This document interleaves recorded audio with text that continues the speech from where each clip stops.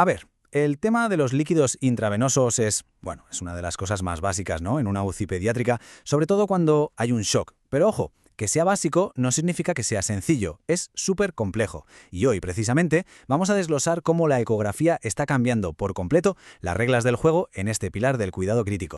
Y aquí es donde empieza el lío, el gran dilema clínico.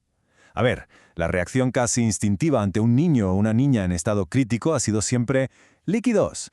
Pero, ¿y si esa no es siempre la solución? ¿Y si a veces el remedio es de hecho parte del problema? Esa es la pregunta del millón que vamos a intentar responder. Vale, para entender el problema, empecemos por el mayor peligro de todos, la sobrecarga hídrica. Y no estamos hablando de estar un poco hinchado y ya está. Esto es mucho más serio. Hablamos de una acumulación bestial de líquido fuera de las células, que provoca edema, sí, pero lo peor es que lleva a que los órganos vitales dejen de funcionar como deben. Y aquí la clave es este número, el 10%. Hay que quedarse con él, porque la evidencia es clarísima. Cuando la sobrecarga de líquidos pasa de ese 10% del peso del paciente, la mortalidad se dispara y los resultados clínicos empeoran un montón. Así que las consecuencias son pero que muy serias. Bueno, y para poner un poco de orden en todo esto, esta es la hoja de ruta que vamos a seguir. Primero, vamos a entender bien el dilema de los fluidos. Después, diferenciaremos dos conceptos que son cruciales, respuesta y tolerancia. Veremos la herramienta que lo está cambiando todo, la ecografía POCUS. Luego, cómo se usa para evaluar al paciente. Y al final, juntaremos todas las piezas con la estrategia RD+. Venga, pues empezamos por el principio, el dilema de los fluidos. Para ver por qué la solución es tan innovadora, primero hay que entender bien de dónde viene el problema, por qué hemos llegado hasta aquí y por qué lo de siempre ya no nos vale. Mirad, esta cronología lo resume genial. Hace unos años la mentalidad era barra libre de líquidos en la reanimación. La consecuencia, pues que la hipervolemia, ese exceso de volumen, era súper frecuente y empeoraba las cosas, aumentando la morbilidad y la mortalidad. Hoy, por suerte, hemos dado un giro de 180 grados. Ahora se busca ser mucho más restrictivo, personalizar el tratamiento y tener unos objetivos muy claros. ¿Y por qué este cambio tan radical? Pues porque nos hemos dado cuenta de que los signos clínicos de toda la vida, la tensión arterial, el relleno capilar, son, para que nos entendamos, súper poco fiables. Es que fijaos en el dato, tienen una correlación de menos del 50% con el estado real de líquidos del paciente. Menos de la mitad.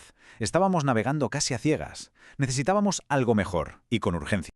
Vale, y ahora llegamos a la parte, conceptual, pero ¿qué es la base de todo este nuevo enfoque? La pregunta ya no es cuánto líquido le pongo, no, la pregunta ahora ¿es el líquido lo que este paciente necesita? Y para eso es fundamental, entender la diferencia entre respuesta y tolerancia. Aquí está la clave de todo. Por un lado, la respuesta a fluidos. La pregunta es sencilla. Si le pongo más líquido, ¿el corazón va a bombear más sangre? ¿Va a mejorar el gasto cardíaco? Es una cuestión de si el tratamiento va a ser eficaz. Y por otro lado tenemos la tolerancia a fluidos. Aquí la pregunta es distinta. ¿Puede el cuerpo aguantar este líquido extra sin que le haga daño? O sea, sin que se congestionen los órganos. Esto es una cuestión de seguridad. Y como es de imaginar que una cosa pase, no significa que la otra también. Son dos caras de la misma moneda, pero son diferentes. Y aquí viene el dato que es una locura. Resulta que solo la mitad, más o menos, de los pacientes críticos responden de verdad a un bolo de líquidos aumentando su gasto cardíaco. Solo la mitad. Esto quiere decir que si actuamos a ciegas, tenemos un 50% de posibilidades de estar poniendo un tratamiento que no solo es inútil, sino que puede ser perjudicial. Es como lanzar una moneda al aire. Esta tabla es una maravilla porque lo resume todo. Es como un mapa para tomar decisiones. A ver, si el paciente responde y además tolera bien los líquidos, perfecto, le damos volumen. Si no responde, pero sí los tolera, pues hay que ser más conservador. Ahora, ¿qué pasa si responde pero no los tolera? Ojo, ahí no hay que darle más volumen. Es el momento de los fármacos vasoactivos. Y ya en el peor de los casos, si ni responde ni tolera, el objetivo cambia por completo. Hay que quitarle el exceso de líquido con diuréticos. Es una hoja de ruta basada en la fisiología pura y dura. Entonces, la gran pregunta es, ¿y cómo medimos esa respuesta? Y esa tolerancia ahí, al lado del paciente en tiempo real. Pues la respuesta está en la tecnología. Concretamente, en la ecografía a pie de cama, lo que se conoce como POCUS. Esta imagen es muy gráfica. La POCUS es literalmente como abrir una ventana al interior del cuerpo del paciente. Y lo mejor es que no es invasiva. Nos permite echar un vistazo de la cabeza a los pies, el cerebro, los pulmones, el corazón, los riñones. Nos da una imagen hemodinámica global que antes era impensable tener sin meter un catéter hasta el corazón. Vale, perfecto. Ya tenemos la herramienta. Ahora vamos a ver cómo se usa en la vida real. ¿Qué es lo que se busca exactamente con el ecógrafo para saber si un paciente va a responder y a tolerar los fluidos? Mirad, esta imagen es súper potente para ver la respuesta. Estamos viendo la vena cava inferior. En la imagen de la izquierda, la vena casi no se mueve con la respiración, varía un 7%. Esto nos dice que ese paciente seguramente ya tiene suficiente volumen, pero en la imagen B, fijaos qué cambio. La vena se colapsa y se expande muchísimo, un 44%. Esto es una señal clarísima de que sí, este paciente tiene espacio para más volumen. Y ahora, para ver la tolerancia, nos vamos directos al corazón. La imagen B, la de la derecha, muestra lo que se llama el signo del beso ventricular. Las paredes del ventrículo casi se tocan, lo que nos chiva que hay una falta de volumen muy importante.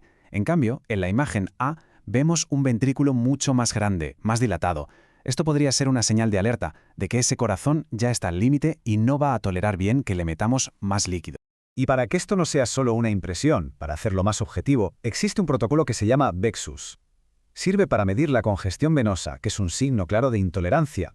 Y no se queda solo en mirar un vaso. No. Integra la información de la vena cava y luego con el Doppler mira el flujo en las venas del hígado, la porta y las del riñón. Con todo eso nos da una puntuación de congestión. Es una forma sistemática y muy completa de detectar si nos estamos pasando con los líquidos. Vale, y llegamos al final. ¿Cómo juntamos todas estas piezas? ¿Cómo integramos esta evaluación en una estrategia clínica que funcione desde que el paciente llega hasta que se recupera? Pues para eso está el protocolo RED+. La estrategia es muy lógica. Tiene 3 fases. La primera, la R de resucitación, aquí el objetivo es optimizar el gasto cardíaco y que la sangre llegue bien a los tejidos. La segunda, la E de equilibrio, se busca mantener los órganos funcionando bien, pero sin pasarnos de hidratación. Y la tercera, súper importante, es la D de desescalada. Aquí lo que se hace es quitar activamente todo ese líquido extra que se ha acumulado. Y aquí es donde la POCUS se convierte en la estrella. Este esquema lo muestra genial. La ecografía es la que nos guía en cada una de las fases. Fijaos, en la resucitación nos ayuda a decidir si dar más volumen o si es mejor empezar con fármacos. Durante el equilibrio nos dice cuándo hay que frenar. Y en la desescalada nos confirma si hay congestión para poder quitar líquidos de forma segura. Es el GPS del manejo de fluidos. Esta frase de los autores del estudio es el resumen perfecto. Dicen que la implementación de la POCUS representa un cambio de paradigma en la reanimación hemodinámica del paciente pediátrico crítico. Y es que es eso, no es una simple mejora, es una revolución en cómo entendemos y tratamos el shock.